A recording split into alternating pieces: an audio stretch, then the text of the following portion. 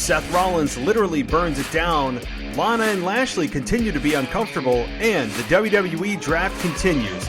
Your full Raw review starts right after this. So you want a really fun YouTube channel to check out? Go to Trio of Lunatics.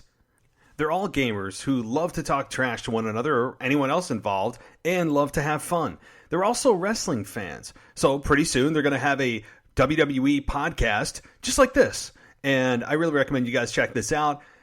They've got a ton of videos uploaded already, including games like WWE 2K18, GTA 5, and much more. It's honestly really funny to listen to. So check out the Trio of Lunatics on YouTube right now. Welcome to the WWE Podcast, your place for the most passionate wrestling analysis on the web. Just turn Roman heel. What is WWE waiting for? When other wrestling podcasts put you to sleep, you can count on the WWE Podcast to keep you engaged and asking for more. I've been watching wrestling for over 20 years, and that was one of the best matches I've ever seen. This is unlike any other wrestling analysis. So without any further delay, let's get the show started right now. This is the WWE Podcast for October 15th. This Tuesday, October 15th, 2019. Thank you so much for joining me. And this is a Raw review show that is very draft heavy. A draft that made little sense from so many perspectives and was cheesy and a bit over the top. Again, I would like to reiterate that while this was cheesy and it was terrible in terms of execution and believability, I do appreciate, and I said this on a show with my co-host Ashley last week, I appreciate WWE trying to make things feel more sports-like. I get it. I understand it. I appreciate that from the perspective of being a fan that enjoys and relishes and looks forward to a simulated sport that I can get emotionally invested in. And oftentimes you get disconnected from a product that gets lost in the sauce and you forget that you don't forget, and that's the problem. You are reminded on a regular basis on every show that what you're watching isn't real and it's scripted. And so I appreciate their sports-like feel and trying to emulate the way that Fox presents their sports. So we're going to get into, in detail, the draft and what I thought about it and some of the picks. I'm not going to go through everything. It's just impossible, right? I can't go through every pick and who I would have placed where. But I can give you my reactions to some items and some things that are just so head scratching that I have a bald spot on my head. So we're going to get into all of the draft components that I really want to comment on. And, of course, I have a lot of really just question marks regarding Cain Velasquez and Brock Lesnar that I'm going to get to at some point in the show, too. And why in the actual hell is Cain Velasquez getting a WWE Championship opportunity? I just do not understand it. Nobody can convince me on this earth why he deserves a championship match. So we're going to, of course, get to that. And I started a little bit of that with Ashley last week and reacted in the moment. And I might have said a cuss word or two. So if you guys are just chomping at the bit and salivating to hear me cuss and go off, well, you get a very small sample of that last week.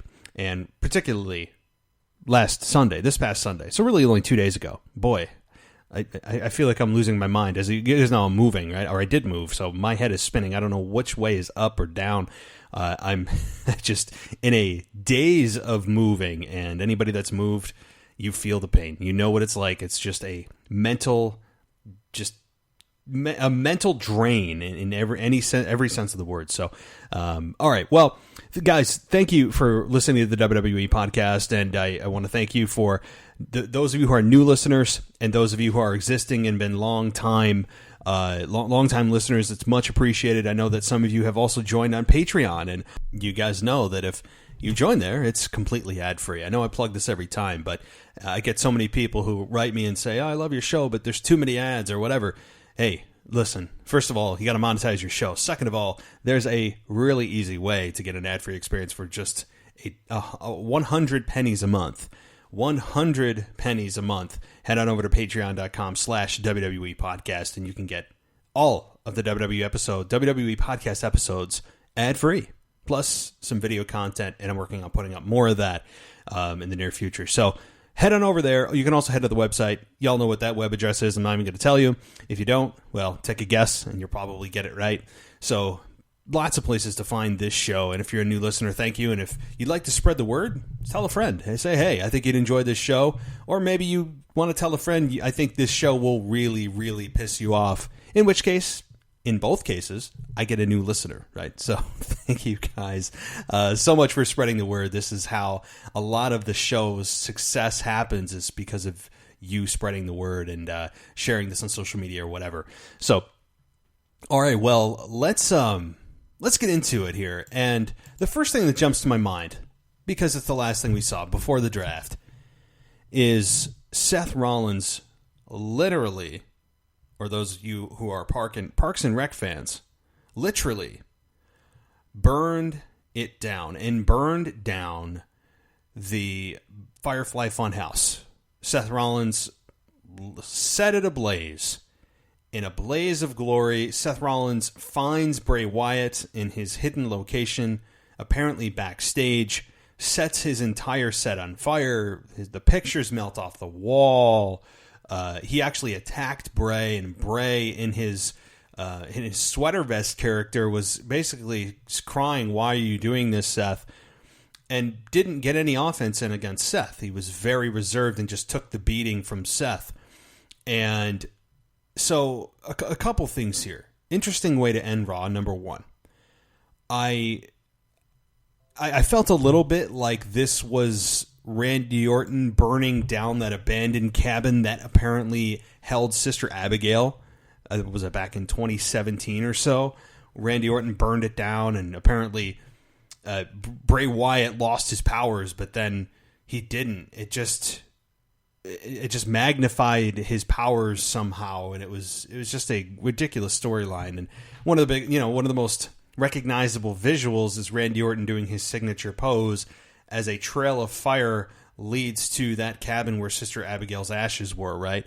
So it felt a little bit like that. Apparently that's just how you destroy Bray Wyatt. Or if Seth Rollins paid attention, that's actually not how you destroy Bray Wyatt. And you actually are going to be magnifying his magical powers. So I don't know what to make of it. I don't hate it. I guess I'm intrigued. But at the same time, I didn't like it from the perspective of, if you're trying to get Seth Rollins over as a babyface, can you be any more tone deaf to what the fans are saying when it comes to Bray Wyatt? I mean, Seth was off Monday night last week, completely off the show, other than a quick video recap of Hell in a Cell, and smartly so. I've said this many times over the last week or so. Keeping Bray Wyatt and Seth Rollins off of that Monday Night Raw show, best move WWE ever did. They bring Seth back on SmackDown, Friday Night SmackDown. He gets attacked by the Fiend, and you go, oh my God, here we go.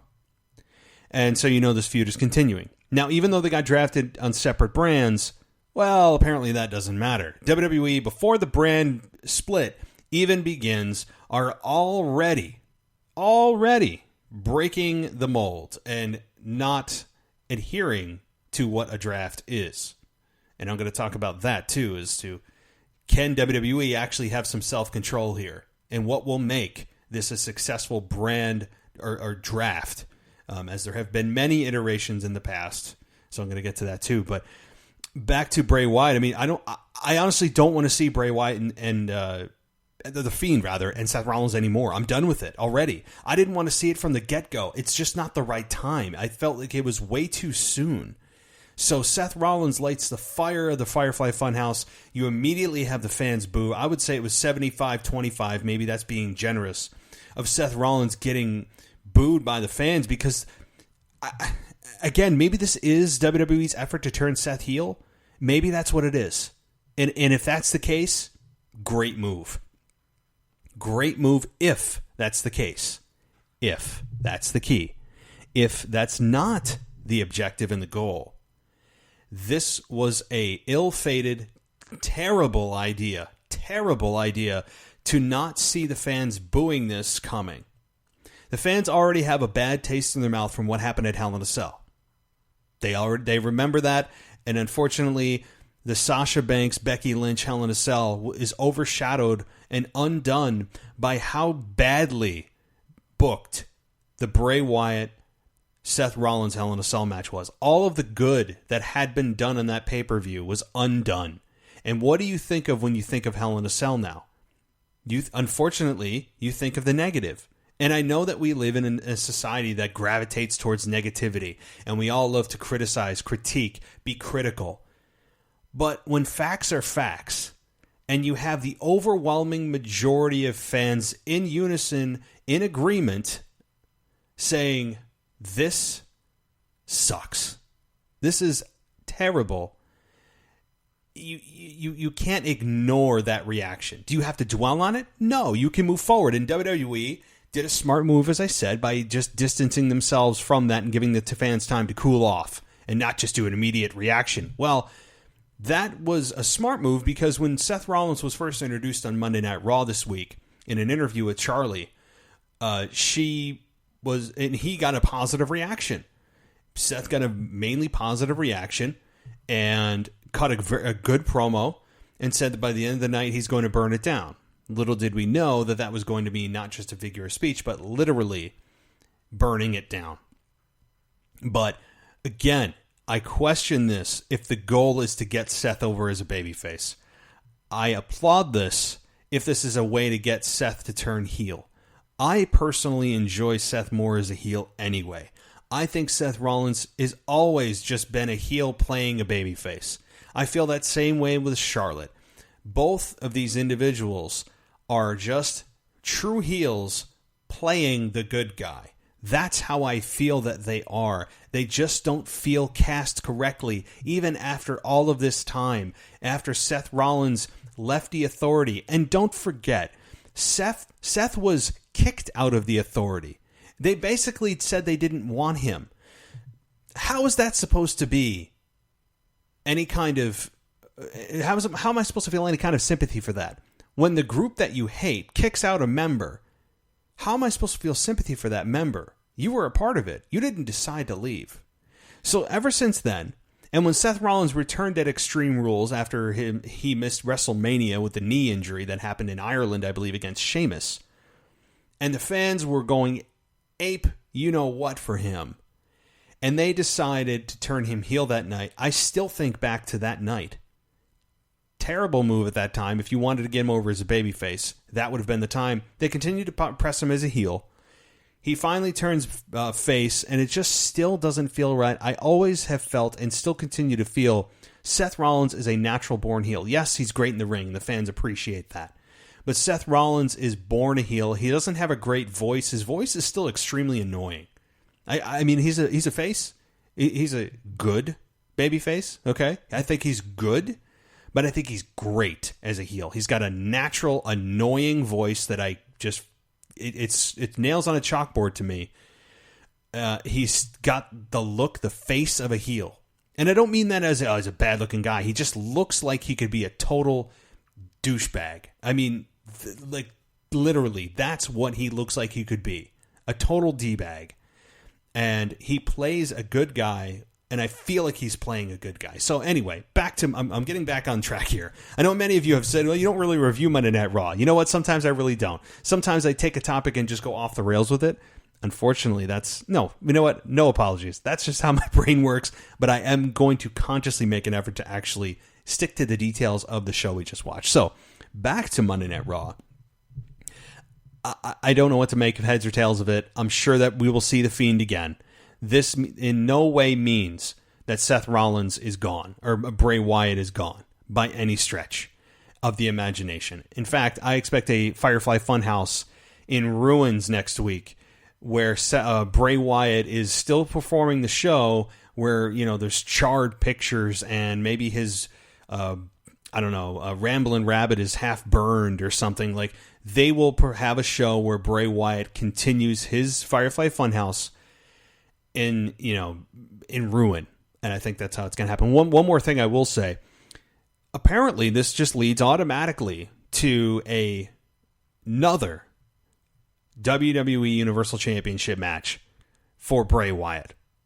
Here's to the logic that just continues to continue and exist in the WWE environment of the golden rule.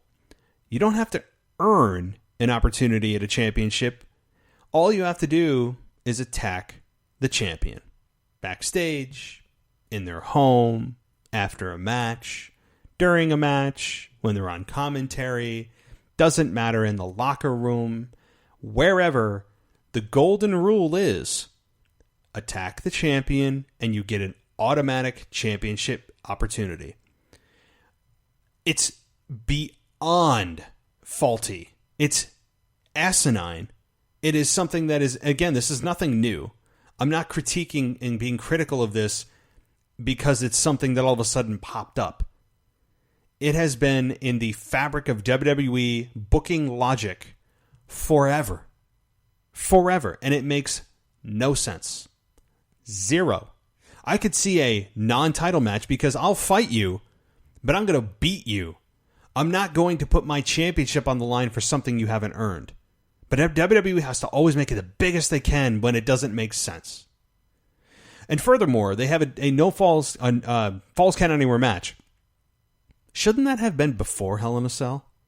Further devaluing the cell by not just saying this is the blow off of our program, which again it shouldn't have been, but the cell is where matches or where programs and rivalries go to die. They end in the cell.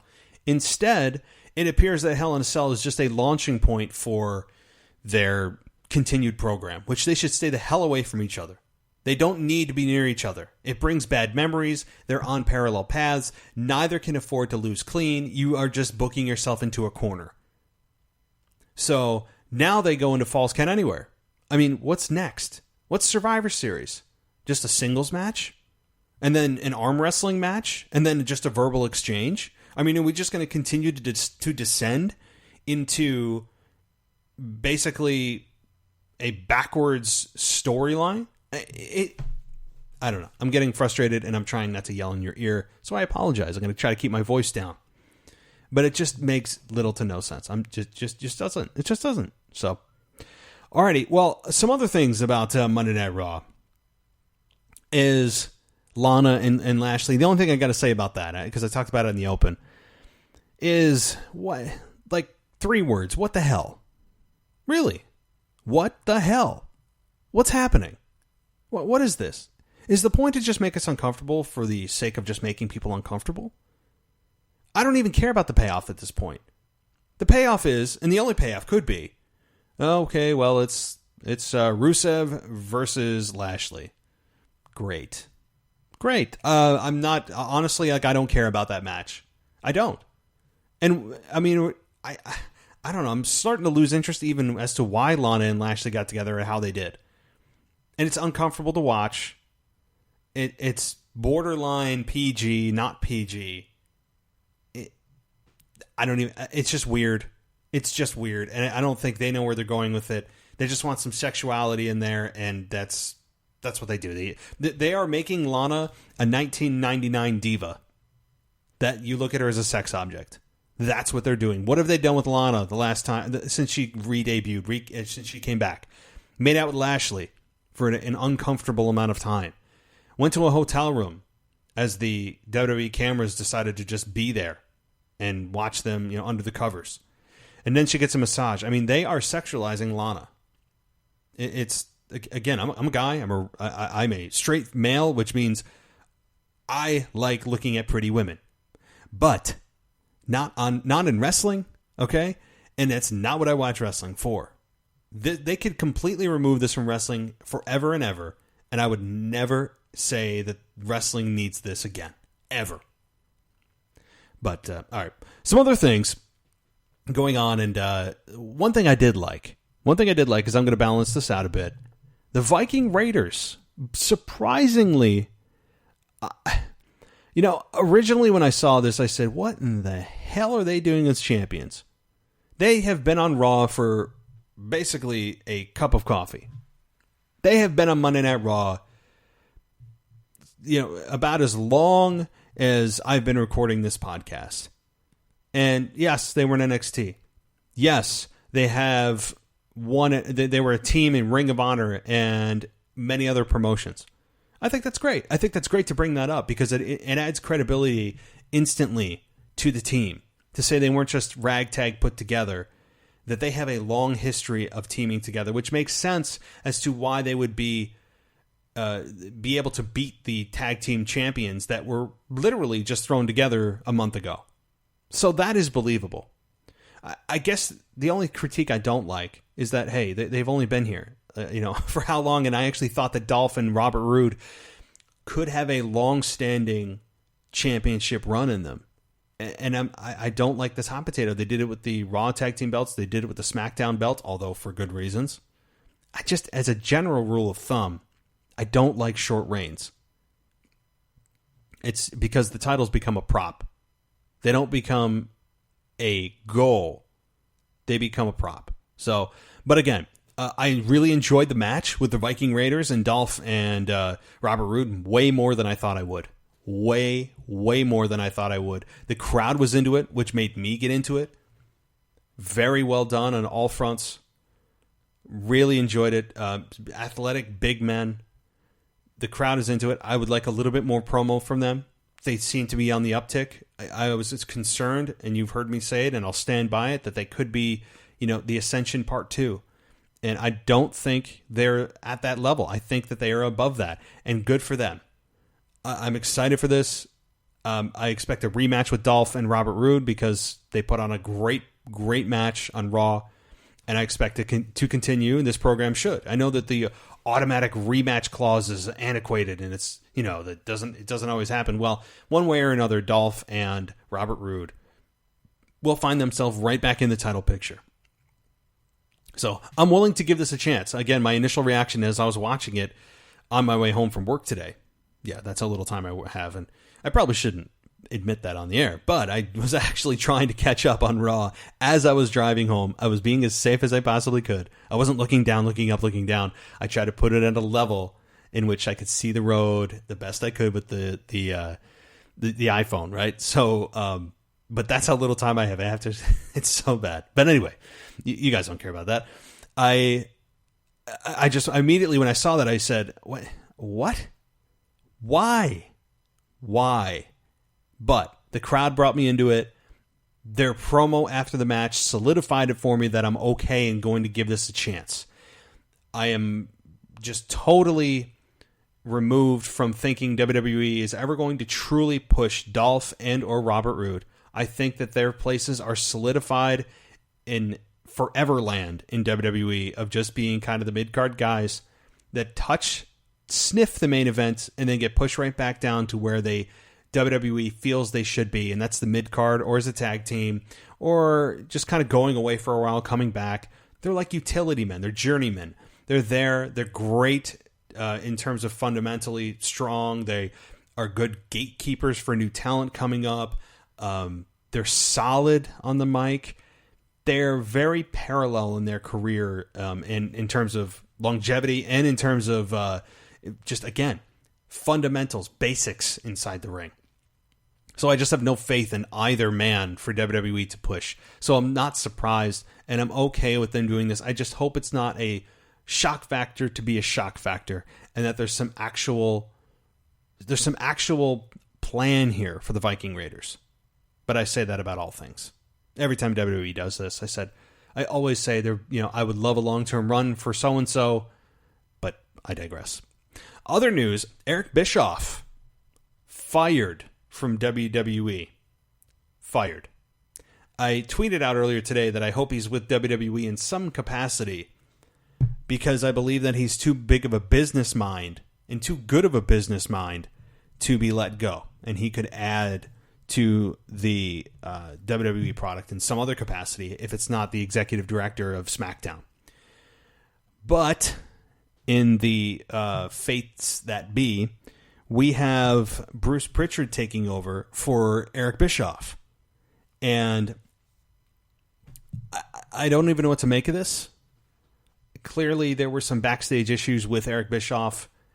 There were some rumors that Erich Bischoff made guys and gals feel like they wanted to quit. People who were underneath him wanted to quit. It just was not a good relationship with the people that were existing in the WWE culture. So, am I surprised? Not really. Erich Bischoff has been so far removed from the product, admittedly so, says that he has been so far removed from the product that he needed time to catch up. And that's not a good sign if you bring somebody in really based on name value and not recent credentials or true passion in the current product. This is the downside of that. We're seeing that yes, he has a good resume. Yes, he was the face of the WCW Nitro run for 86 weeks or 83 weeks. But he has been removed from the product. That was 20 years ago. It's been a long time since we had the Monday Night Wars. Long time. And now you put a guy in here that has not been keeping up with the product, doesn't truly understand what's going on, needs time to catch up in an environment that there is no time to catch up. It's go, go, go. Perform for me now. Perform at a high level. It just was not a good environment. Again, I don't know the details other than to say apparently the people working below him wanted to quit. So I don't know who those people were. I don't know the sources in which those come from in terms of internally in WWE, but those are the rumblings. So Bruce Pritchard takes over, and now we will have something to wrestle with. How about that for a transition from his podcast to his new role? So we'll see. We'll see. SmackDown has been a bit of a mess lately, I will say that. So, all right. One other thing, as I move towards the draft, just getting into the draft, Samoa Joe is drafted in the 5th round. The 5th round. A guy that went toe-to-toe with Brock Lesnar. A guy that is and was at the top of the SmackDown Live, when it was SmackDown Live, roster. So here are some of the names that were drafted ahead of Samoa Joe. Just a few. Ready? Ready? Here we go. Jinder Mahal. Buddy Murphy. Humberto Carrillo. Yep. You're probably saying, now who the F is that? The Kabuki Warriors. Andrade. R-Truth. Akira Tozawa. Shelton Benjamin, although Shelton and Akira were both drafted in the same round as Samoa Joe. Are you kidding me? A guy that hasn't been on TV in months, had a terrible WWE Championship reign, one that people would like to forget, in Jinder Mahal, gets drafted ahead of Samoa Joe? A guy that the WWE main audience has no idea who they are, Humberto Carrillo, gets drafted 2 rounds ahead of Samoa Joe? What? Rusev, a guy that was off WWE TV for months and is now involved in an awful storyline with Lana and Lashley, gets drafted in the 2nd round? How is this possible? You may say, well, Samoa Joe's injured. What? No. Regardless if he's injured, you still have that guy locked up. Why? What? This made no sense. And so, I mean, in the first round, again, we had Seth Rollins, Charlotte Flair, and Andrade. I mean, fine. This was the WWE Raw first pick. And I have trouble with my brain when I hear that. I mean, here are some undrafted guys that didn't even get picked. Cesaro, Luke Harper,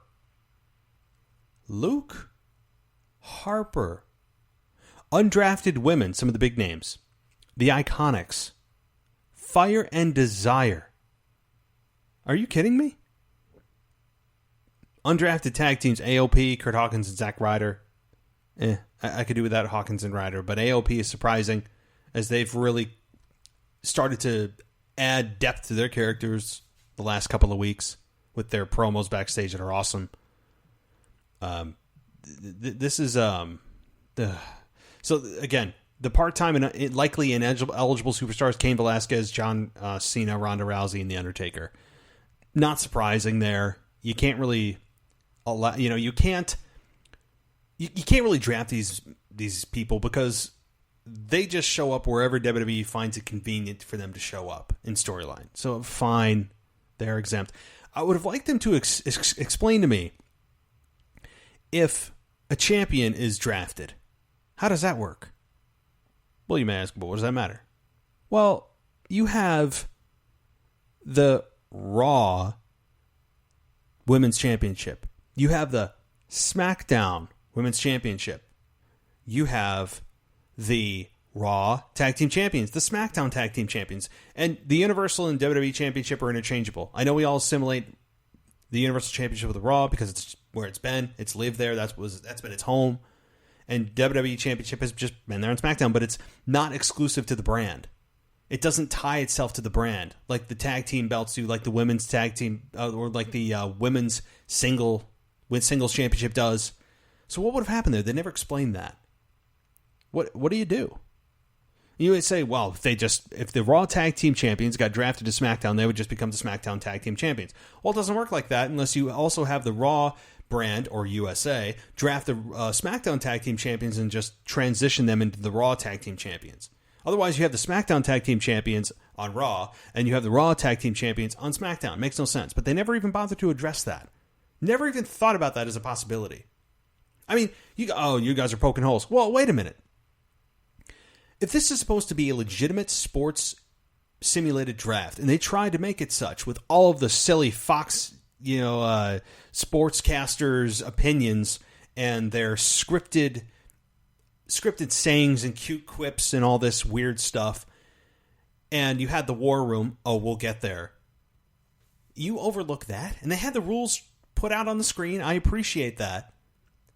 But you couldn't have just said what happens when a champion gets drafted?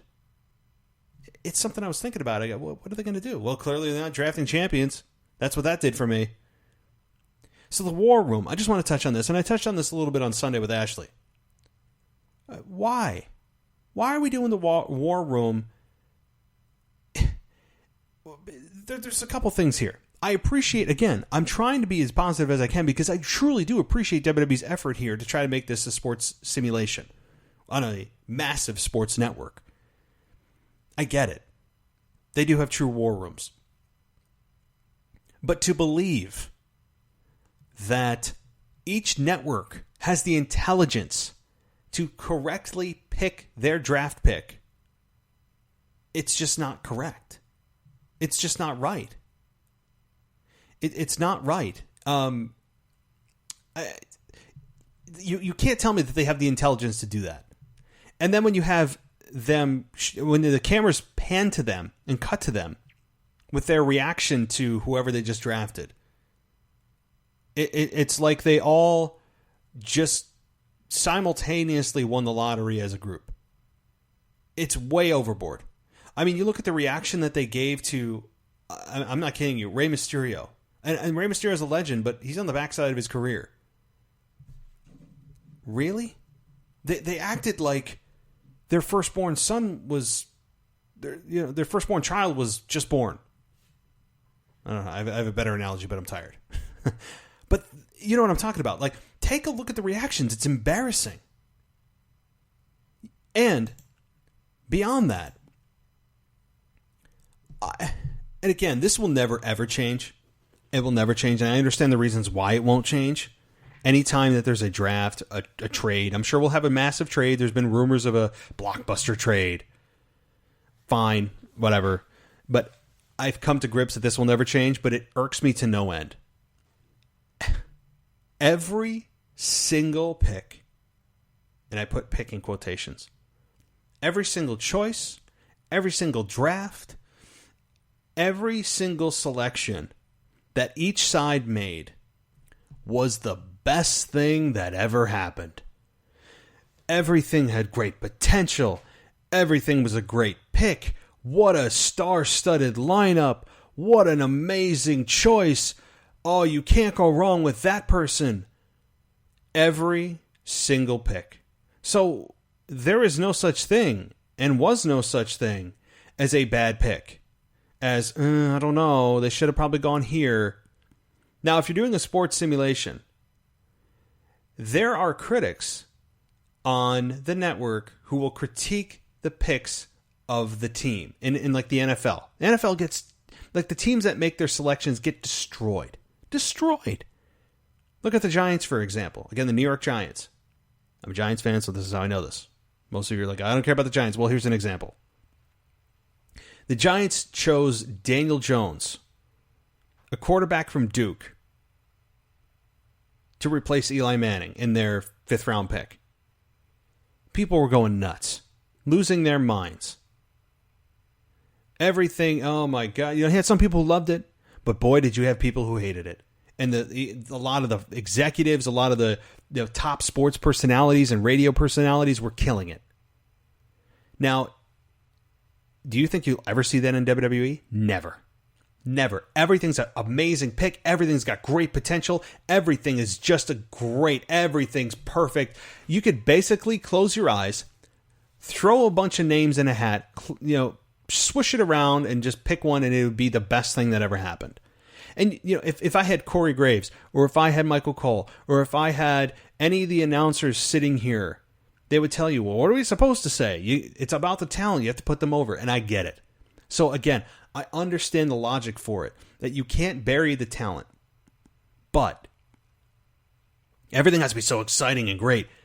But what about maybe questioning one? Maybe saying, I don't know if they'll be a good fit here. And then building that narrative that, well, they may not have thought to be a good pick, which then becomes more exciting when they start to rise and the audience starts to get behind them, or they start to ascend and put on great matches or cut a great promo, and it organically becomes something that the fans get behind. Rather than just apparently the only way they're going to succeed is if the announcers lose their minds over every pick. And the pre-show team of Renee and Booker T and Samoa Joe, everybody has to put everyone over all the time, and it's garbage. It's BS. It's terrible. It's you know what? I want to swear, but I'm not gonna.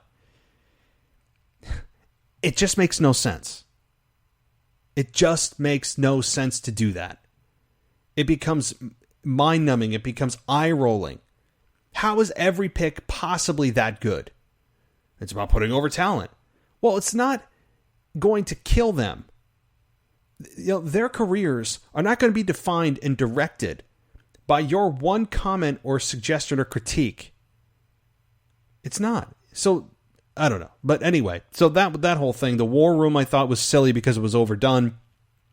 And to think that the executives are apparently, facing off against each other, like apparently USA and Fox we're supposed to believe are at odds. Why? They're on separate networks. What are they fighting for? I know they're trying to get the best stars, but it's not like they're going head to head. They're not. They're on separate days, separate networks. I don't know.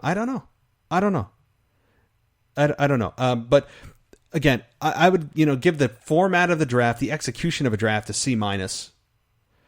I would give the effort, and at least I would give the intent to improve a B or a B+, because I know what they were going for, and I appreciate that, and I understand that, and I like it. But the execution, that's something else. The execution is always key, and I don't. I'm moving on. I want to keep Raw moving here.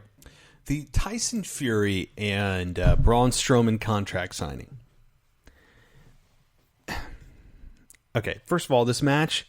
Am I interested in it? I guess kind of.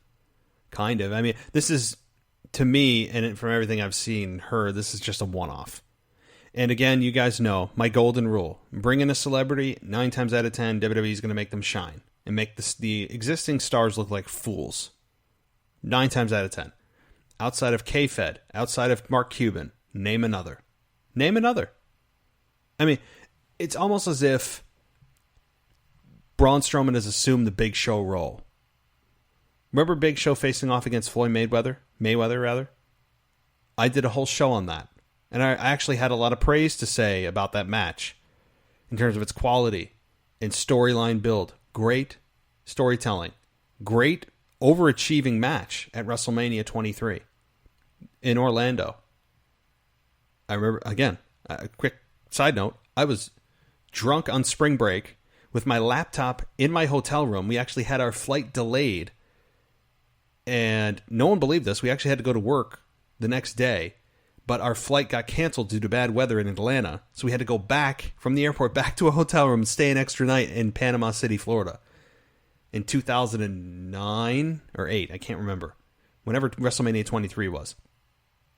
In Orlando, I remember that pay-per-view because my buddies went out. I stayed in the room on my laptop and watched WrestleMania. And I remember sitting there crushing beer after beer after beer. And boy, I mean, I remember the pay-per-view very well. And that was the night that Ric Flair lost to Shawn Michaels and retired. And Shawn said, "I'm sorry, I love you." I remember Edge and Undertaker. Undertaker defeating Edge for the World Heavyweight Championship.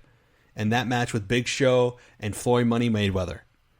And I loved it when Big Show chokeslammed one of Mayweather's henchmen, for lack of a better term. And I remember my buddy coming in at that moment, saw that. He was drunk too, along with a couple of other friends of my brother. Chokeslammed me on the bed. And all of those beers immediately hit me because I had been sitting the whole time. And when those beers hit me, whew, my head started spinning, and I go, oh, crap. And this thing started to get like a little nauseous, and my night was just toast. I was so mad. I was so mad because I was feeling really good, watching the show, messing around. I'm like, all right, he comes in and chokeslams me, and boom. That was it. That was it. I was out the rest of the night. Oh, boy. But memories. I know you guys don't really care too much particularly about that, but that's my memory. And that's what I'm talking about with Big Show. Braun Strowman's kind of that Big Show-esque character. He's fooling around with that cross-entertainment or overlapping entertainment genres. And I know they're trying to get eyeballs on the product. They're trying to do the crossover audience. I get it. But once in a while, can the existing and the guys that are and gals that are here actually stand up and get a W once in a while and say, hey, you don't belong in our world? No, they don't. WWE just cuts a fat check, makes the existing guys and gals look like fools, and then that person goes away. You never see him again. You could say, well, what about the what do you call it? From Saturday Night Live, Colin Yost and the other fool. Well, Braun Strowman did get his hands on them, but then they come back this week. And again, they're on Fox being obnoxious a-holes. They are awful. Awful people. Awful personalities. But I'm looking forward to this Tyson Fury deal. Tyson Fury has a presence. Tyson Fury has something that a lot of the stars that are not in WWE that come in don't have. He has the it factor. He could translate to this genre if he actually ever committed himself. And reportedly, he's getting $15 million for this match in Saudi Arabia at Crown Jewel. $15 million for one match. So this match is happening, and again, I'm sure that Braun Strowman's going to make it look like a fool. I'm sure that Tyson Fury will go over and knock him out, and then we'll never see Tyson Fury again, and guess who's there the next night? Braun Strowman. Mark my words. It's just the WWE formula. So, again, I didn't understand the Braun Strowman smashing a table and then having Tyson Fury pretend that he couldn't snap a pen, then snaps a pen. I don't know. I don't know what that's about. I just kind of had to... Again, it's a very big head-scratching night. I didn't get it. What's there? Is it supposed to be funny that you can't break a pen? Or... Is it symbolic of what you're going to do to Braun? I don't know. I don't know. Somebody tell me, please. Explain.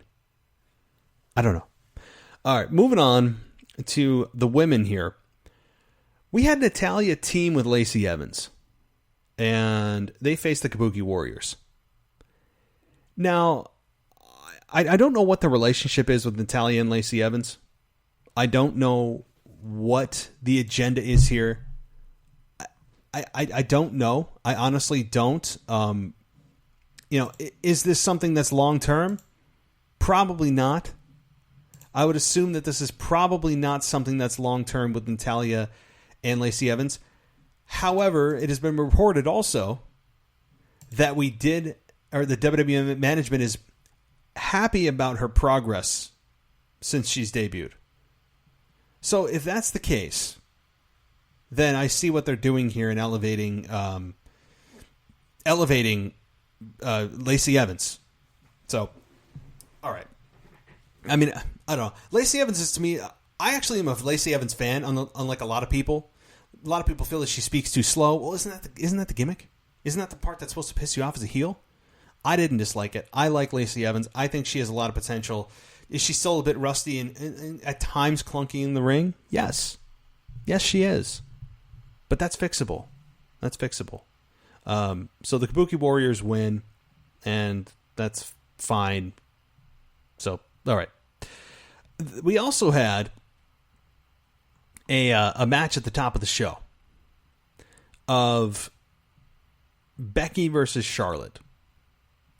And I don't really, I've, for one, have seen this match more times than I care to see it in a while. I mean, for a while. This kind of feels like Randy Orton, John Cena. Back in the late 2000s when it was just nonstop pay-per-view match after pay-per-view match.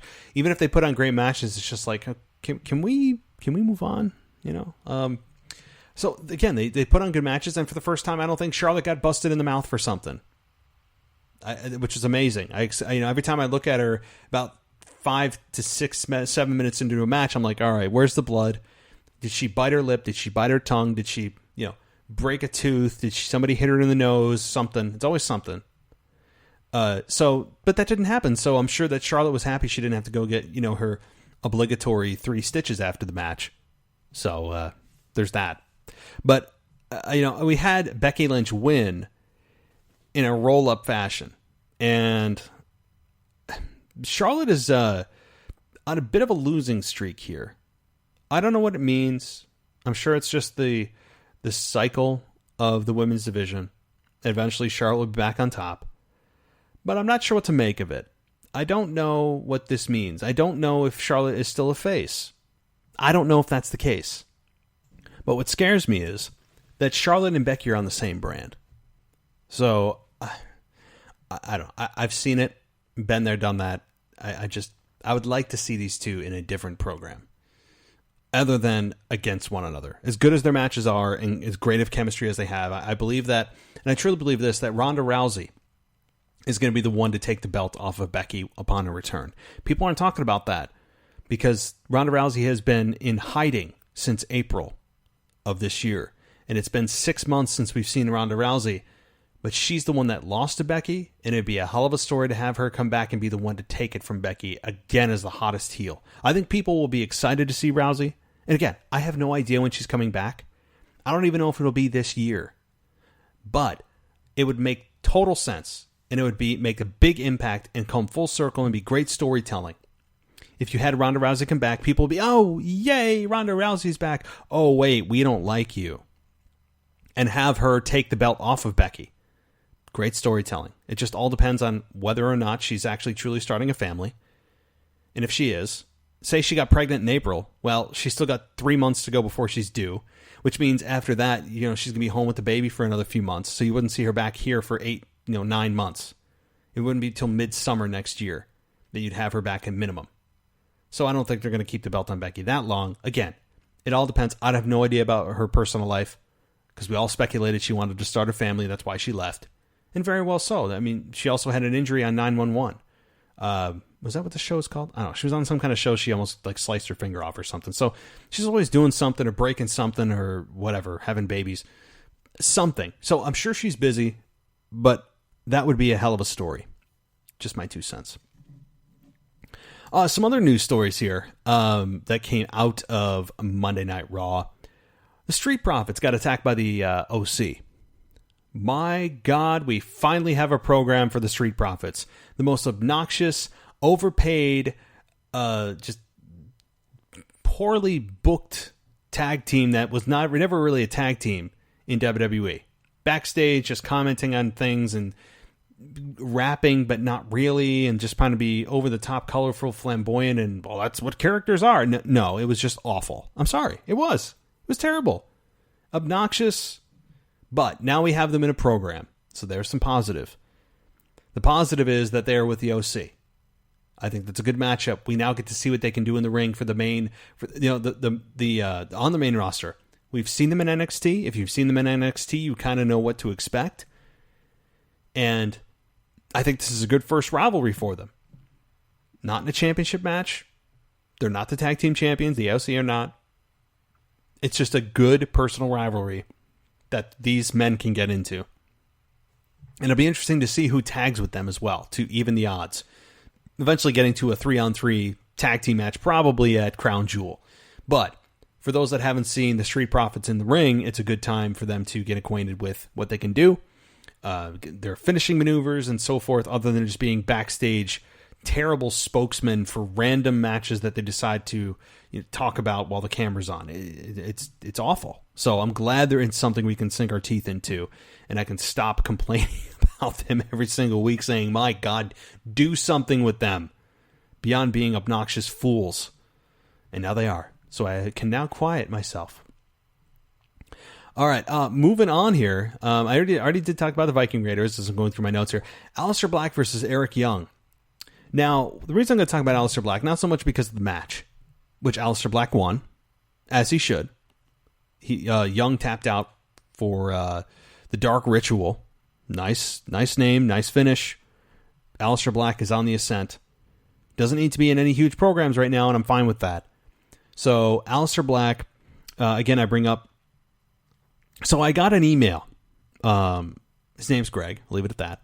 And I wanted to really talk about it on the air because it's something I could address. I think that's a cool thing. And by the way, if you want me to answer questions on the air, all you have to do is email me at realwwepodcast@gmail.com if you'd like me to answer your question on the air. So he says, I started listening within the past year and really enjoy what you're doing. I have a few thoughts after listening to your Raw review this week. Well, thank you. I know you mentioned you're enjoying his storyline right now, Aleister Black's, but I haven't been able to stand it after the second or third time he had a backstage promo asking people to come knock on his door and pick a fight with him.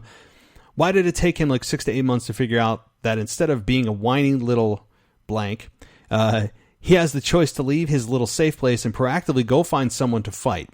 He's such a waste of time of air, in my opinion, because all he ever does is whine about nobody wanting to fight him instead of doing something about it.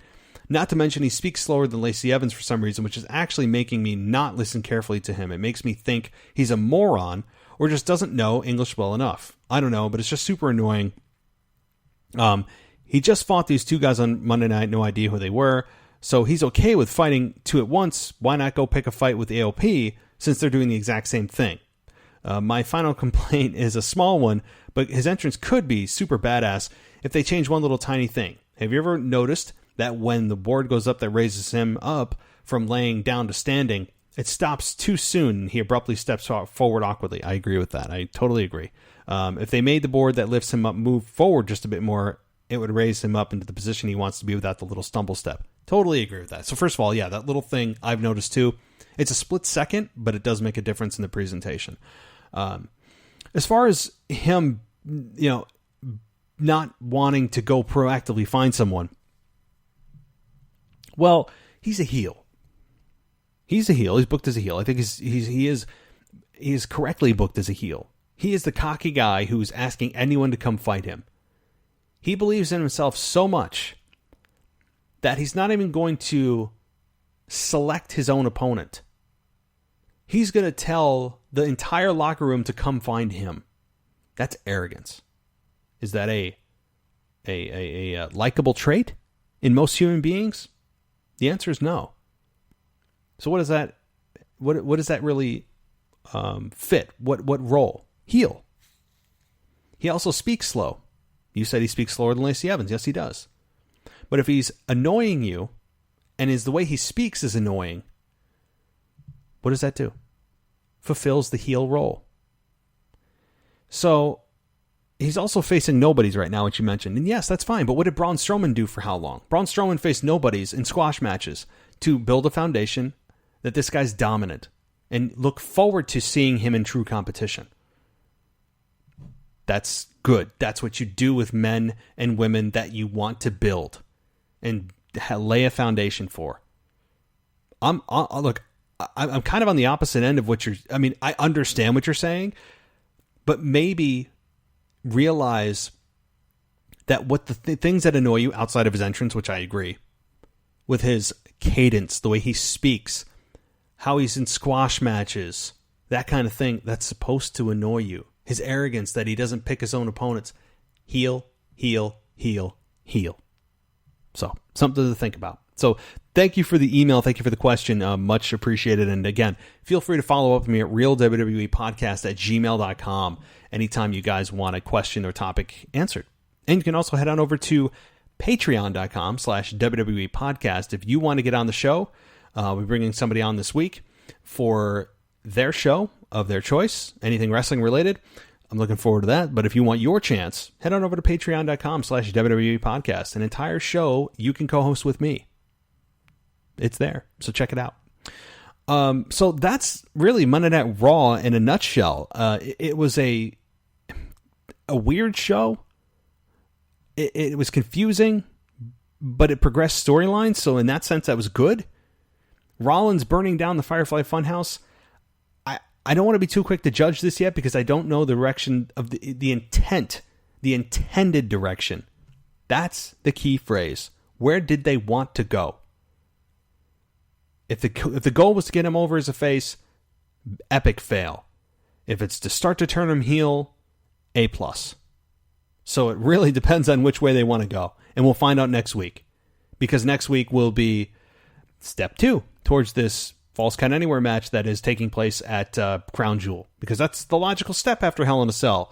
Again, the logical step after Hell in a Cell is Falls Count Anywhere.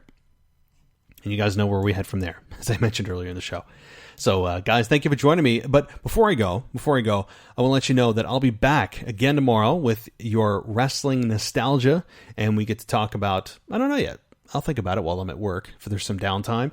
And then on Saturday, my co-host will be joining me for the Week in Review show that I know many of you love. And of course, it just non-coincidentally is the day after Friday Night SmackDown. So the purpose of that, obviously, is to review SmackDown and Raw. If I continue with Thursday, well, that's not fair because you're only able to review Monday night. So we get to talk about the draft and the fallout from the draft and all of the things that follow and all the title changes. And as we march closer and closer to the beloved Crown Jewel pay-per-view. Again, guys, follow me on Twitter at the WWE Podcast. You can also support the show by giving me a rating and review. It seriously helps. You guys know that I peaked at number 14 in the wrestling category of Apple Podcasts. Really awesome. We fell over the last couple of days just because, hey, I haven't been producing shows at the rate I used to because of the move. But now that I'm getting settled in, things will be getting back to normal. And of course, don't forget too, this week, NXT and AEW. Your hosts will be coming at you. Zach, Perez, and Chris will be reviewing AEW and NXT. That drops on Thursday. So you're going to want to check that out. A double dose of this show coming for you on Thursday. I'm looking forward to that. I know you guys are too. Always good to hear other voices on this show other than mine. So 5 times a week this show will resume for you to absorb. So guys, thank you so much for listening. And as always, I'll talk to you guys next time.